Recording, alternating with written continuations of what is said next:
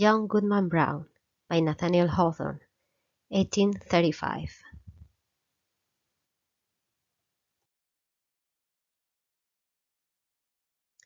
Historical Context Part 1. John Goodman Brown is set in the historical background of the Salem Witch Trials of 1692.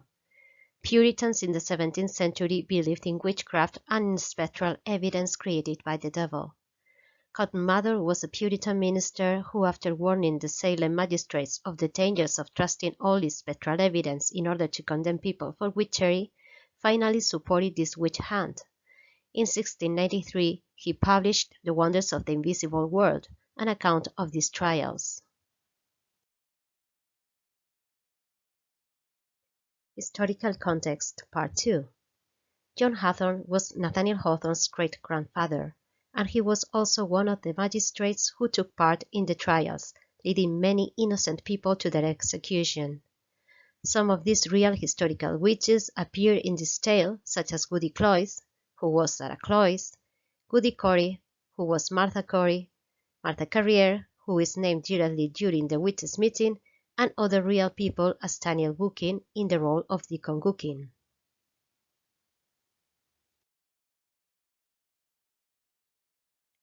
Now let's see the links between John Goodman Brown historical events and Hawthorne's family past. Before analyzing the plot, we will present some biographical details in the story related to the author. Judge John Hawthorne, Hawthorne's great-grandfather, took part in the trials, condemning many people to death. He is not directly alluded to in the story, as there is no direct mention to the trials, but it is very likely that Hawthorne thought about his relative when he wrote the tale. In the forest, the fellow traveler tells Brown that he knows his family. "I have been as well acquainted with your family as with ever a one among the Puritans. I helped your grandfather, the constable, when he lashed the Quaker woman so smartly through the streets of Salem." The man is referring to William Hawthorne, the first of Hawthorne's ancestors to arrive in New England, and who ordered to whip Ann Coleman, among other Quakers, through Salem, Boston, and Dedham.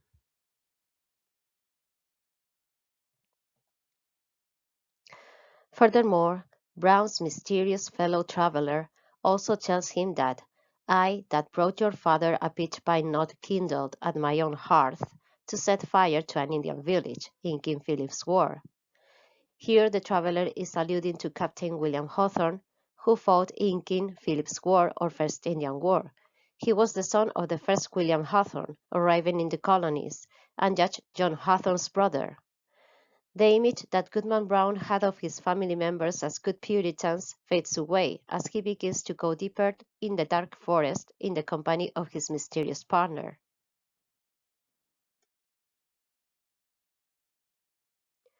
Formal and stylistic aspects of the story. The language is formal, full of archaisms, pre-thee, thee, wouldst, overburdened. This language was already old-fashioned in Hawthorne's time in the 19th century, but we should bear in mind that the story takes place in Salem Village in the 17th century, circa 1692. The story is an allegory. That means that there is a double meaning, one on the surface and the other on a secondary deeper level of conscience, with a moral purpose. The names of the characters are also allegorical and full of symbolism. Goodman Brown means every man, a common man, whereas faith clearly alludes to both the name of Brown's wife and his authentic religious faith, questioned in the story.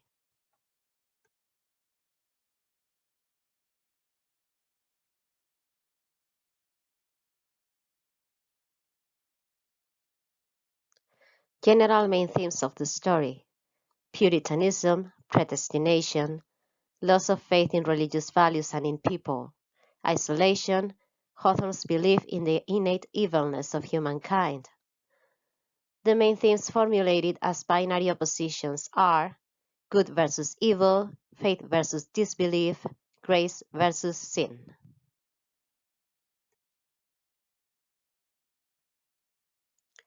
Main plot Part 1. Goodman Brown, recently married to Faith, wants to have a final round of wicked entertainment in a dark forest before clinging to Faith's skirts and following her to heaven.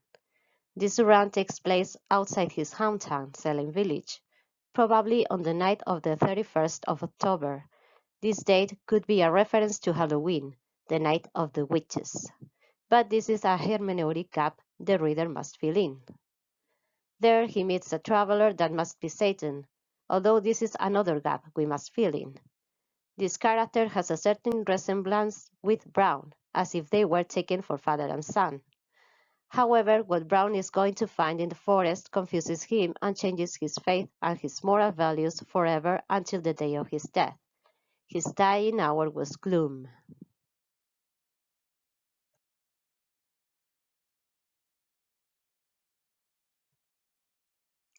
But what does Goodman Brown find in the dark forest that changes his life dramatically?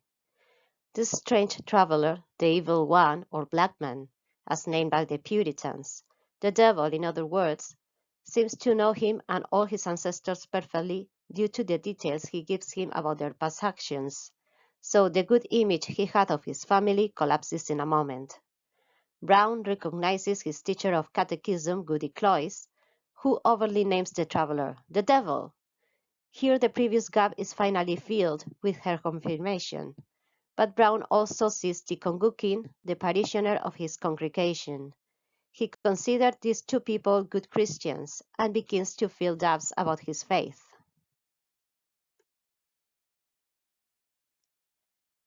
Main plot part 2. Goodman Brown wants to return home because what he is witnessing makes him feel confused and disappointed. "Friend," said he, stubbornly, "my mind is made up. Not another step will I budge on this errand." But it is too late now. There is no turning back. The traveler encourages him to continue till the end of his journey, and Brown's feeling of confusion and gloom increases.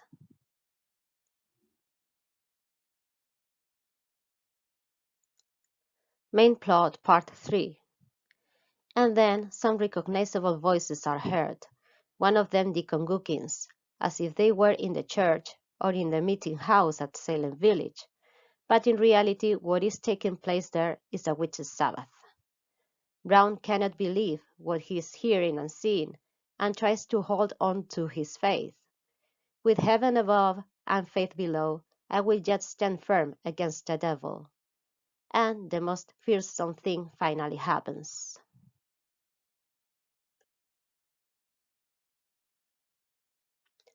Faith's character and her symbolical role in the story. Faith is the key in this complicated moment for Goodman Brown. It is the name of his wife, to whom he is recently married. He wants to go to heaven with her, as Puritan doctrine of predestination says. Only the chosen by God go to heaven. Goodman Brown thought he was one of the chosen, so he believed his evil acts had no consequences. It is faith who metaphorically intervenes in this regard to open Brown's eyes. The pink ribbons function as a metonymic image for faith and symbolize innocence in a young lady like her. However, when Brown sees one of these pink ribbons falling from a dark cloud, to him, this is a proof that his faith is corrupted. "My faith is gone."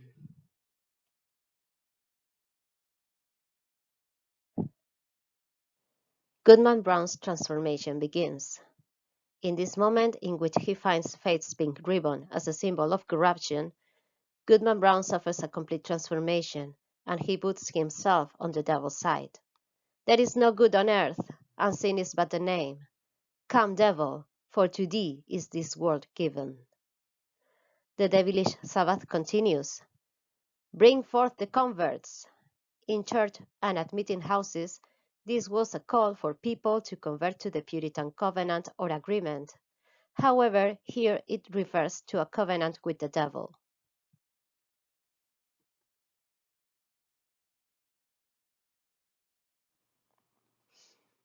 Goodman Brown's transformation is carried out. Goodman Brown is now totally corrupted, and his own shape is more terrifying than the devil's. All through the haunted forest, there could be nothing more frightful than the figure of Goodman Brown.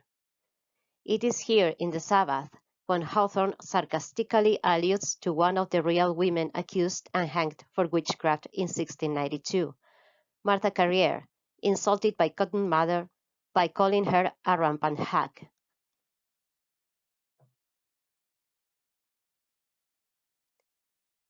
Reality or dream? Suddenly he awakens in the forest, completely alone and wet with the morning dew. We find another hermeneutic gap here. The very narrator questions whether it has all been a nightmare or a spectral vision for Goodman Brown. Had Goodman Brown fallen asleep in the forest and only dreamed a wild dream or a witch meeting? When Brown comes back to Salem after his dark journey, real or dreamed, he feels that everybody behaves hypocritically. He has completely lost his faith in religion and in humankind, and his life is from that moment dominated by gloom.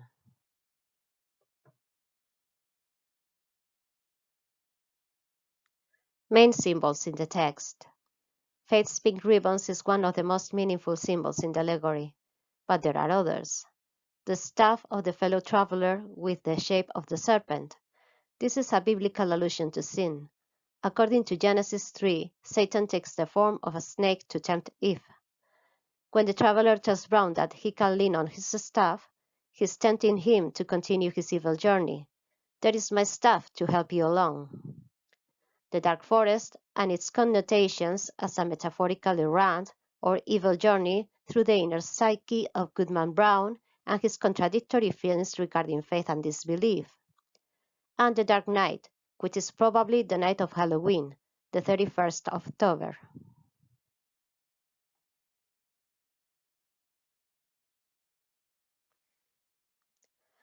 But what did Nathaniel Hawthorne mean with all these allegorical symbols and the story as an allegory in itself? Some scholars agree that Hawthorne reflects in young Goodman Brown his own ambivalent attitude towards Puritanism and religion. Moreover, the ambiguity of the story and all its symbols lets us see how many different interpretations can be inferred from it. It is difficult to guess if this ambiguity was indeed Hawthorne's intention when he wrote this dark tale. Taking his own internal conflict into account with religion and with his own ancestors, it is possible that he could consider this multiplicity of meanings and then he does not offer a unique interpretation, but many.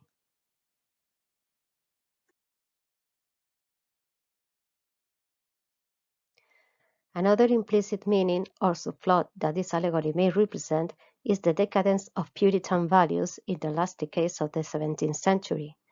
Goodman Brown does not represent orthodox Calvinism, but a decaying generation of Puritans who begin to question the validity and morality of such rigid and strict attitudes. In other words, Hawthorne questions the orthodoxy of radical Puritan beliefs in predestination, and he also seems to encourage readers to make those questions to themselves in order to reach their own conclusions and interpretations. The subplot of the story also implies that Goodman Brown is in fact a false convert, because he shows from the beginning that his faith is corrupted and he is easily tempted by Satan.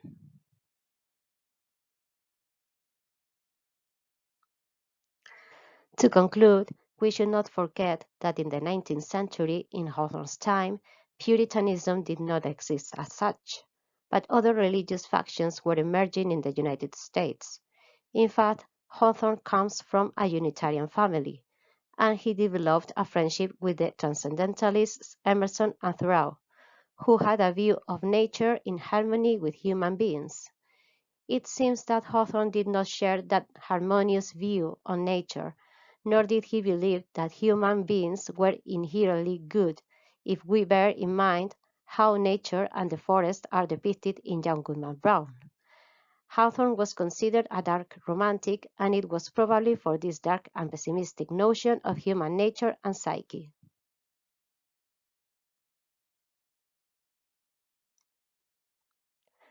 To find more information about John Goodman Brown and Nathaniel Hawthorne, please have a look at these works cited in this slide.